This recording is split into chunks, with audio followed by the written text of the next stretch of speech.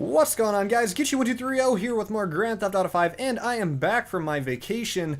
And as you can see here, I'm going to be bringing you guys some gameplay right now. I'm playing the game live as I talk, and I want to give you guys my camping story and really how the whole trip went. It was kind of interesting. It was a little out of the ordinary, and in the meantime, while I play, I'm going to be trying to make it to the top of Mount Chiliad, and once I get there, I don't know, go barreling down it or something like that. So, anyways, as I said, we went camping in the mountains of Pennsylvania.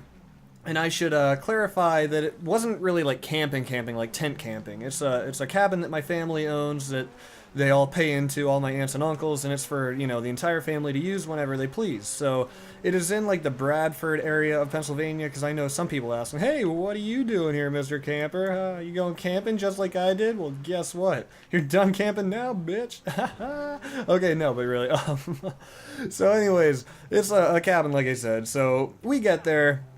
And we went to open up the camp, and what I mean by that is, you know, open all the water valves and the breakers and the curtains and all the things that need to be turned on and whatnot. And we quickly find out that the water valve outside is frozen shut. So we're thinking to ourselves, like, okay, so we have no running water and we have to be here for 4 days. So that means no drinking water, no showering water, no flushing toilet or anything like that. So we call my uncle, who's good with that kind of stuff, and he said, you know, try to boil some water and pour it on the drain outside and see what happens. So we go outside with this bucket, and oh my god, I am all over the place on this thing.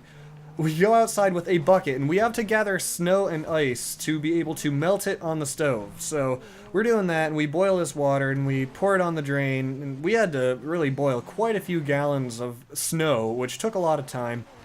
And unfortunately, it never turned. The water valve never turned. It was frozen shut the entire time. So what did this mean for us? Well, it meant that the 5 or the 6 of us, me, my sister, her boyfriend, my girlfriend, and my 2 female cousins, we all had to poop outside. That is what I mean. So, you know, that's that's not the worst thing in the world. I mean, it wasn't that bad, but it was cold, and you know, we were all pretty close, so it wasn't like awkward or anything, but that was only the beginning of it. That was only the beginning of it. Like I said, there was snow on the ground, probably about 6 inches of like crusty, icy snow, and we pulled 3 cars into the yard because there's no driveway, one of which was a Jeep Wrangler with 4-wheel drive, which was good because the one day we went to leave and all 3 cars were stuck in the snow. So first of all, you know, we don't have running water. Now all the cars are stuck. So, oh wait, more campers. Here we go, here we go. Hey, big truck in! Oh shit. Okay, I thought it was going off the edge. And, whoa, is she getting up? Okay. I thought she was getting up after that. I was gonna say, wow, she is like, she is solid. She's the Hulk or something if she's getting up from that. But, ooh, I don't think she'll be getting up from that. I think, yep, there she goes. Bye! So anyways, the cars were stuck, and we went out and we found shovels in the garage, and we are digging out these cars, and even my cousin's Jeep got stuck. And that was with 4-wheel drive. So here we are, we have 5 people pushing it, rocking it back and forth, and it finally gets free. And then we find these chains in the garage that we're able to hook to my girlfriend's Hyundai Sonata, and we were a little hesitant to do that because I don't know a lot about cars, but underneath her Sonata in the back, there was only one hook underneath the car, and it felt like it was attached to like the gas tank. Like I was tapping what it was attached to with my hand, and it sounded very hollow and weak. So it sounded like it was attached to the gas tank, which would seem like a really awful engineering idea, but I'm not really sure. If you know more about cars, then maybe you can explain. Wow, these stairs are really tripping me up. Is there a different way to get up here? Hopefully. Maybe not. I might just go around. So anyways, after like 2 hours of digging cars and pushing them and, you know, hooking up my girlfriend's car to my cousin's Jeep and everything, we finally get the cars all pulled out, and that took about, like I said, 2 hours. Bear in mind, it was freezing cold, and I'm going to go off this ledge here and probably explode. And here we go. And, you know, there's snow on the ground, we're carrying icy chains, my hands and fingers feel like they're about to fall off, and if I don't explode from this, I will be genuinely surprised. Oh, so far so good. Oh, nope, dead. Oh, what? I thought for sure I was exploding from that.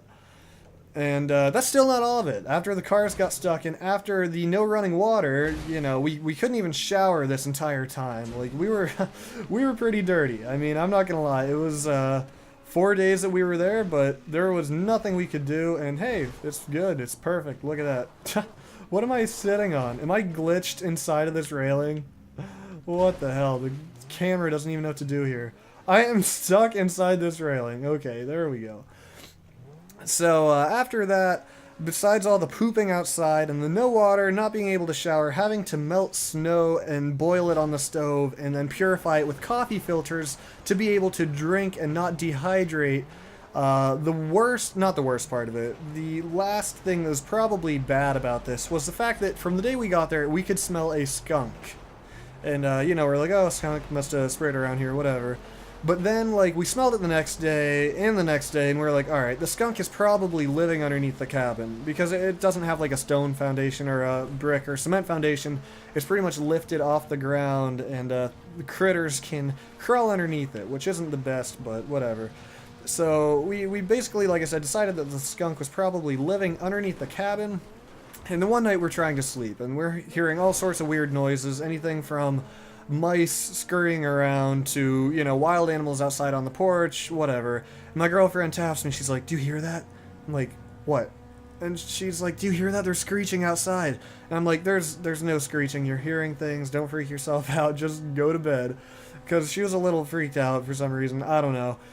And she's like, no, they're screeching. I'm like, no, there's not. So, a few minutes later, not even a few minutes, maybe 1 minute later, the smell hits us like a dick to the face. Like, it was so strong, it hit us like a wall. The skunk must have sprayed underneath the cabin, and it smelled like this thing sprayed inside of the cabin. It was so bad. Like, there must have been a bear or something trying to eat this skunk, because there are bears up in the mountains of Pennsylvania. We have seen them, and I don't know, whatever attacked this thing made it release its stench. And let me tell you, this smelled so bad. It was so strong. I honestly, like, I shined my light downstairs because I truly thought that the skunk was going to be in the cabin. I thought it found a way and it sprayed inside. That's how strong it was. It was so bad. It was so strong. And I was like, how am I even going to sleep? Like, it's not just like when you drive your car through a skunked area. It smelled like this thing was just pissing and spraying its stuff all over our cabin. It was so bad. So that was probably the final bad event that happened that weekend. The rest of it was just pretty much an okay weekend. It wasn't great, actually. It was too cold to do a lot of things outside, so that resulted in us sitting inside a lot and doing a lot of puzzles. We did 2.5 1,000-piece puzzles, and wow, did you just flip me off? I will fuck your world up, son.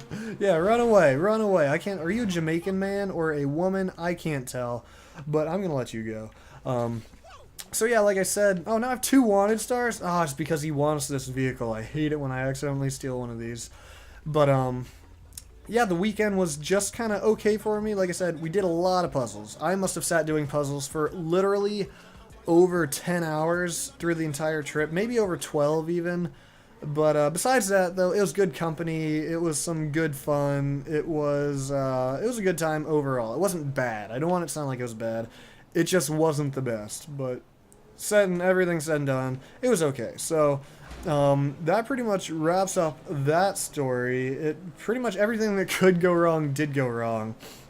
But now that I'm back, I'm going to be bringing you guys more Grand Theft Auto videos, of course, and I want to get more into Watch Dogs and stuff like that. I'm also probably going to have some product reviews coming up from some sponsors that I believe I've picked up. What? That was sweet as hell. Where is that guy? At first I thought I was gonna like stay in his cab or his bed. Oh, is he dead? Yeah, he's dead. You're dead. Yeah. Why don't we get you out of there and get you to the hospital? Get in the back of the car. Get in the truck. I just got 2 stars for stomping on her face. Oh my gosh, this game, I love it. So with that, guys, I'm gonna wrap it up here. That about does it. Tell me what you think of all this in the comments below, the off-topic videos, stories, and whatnot.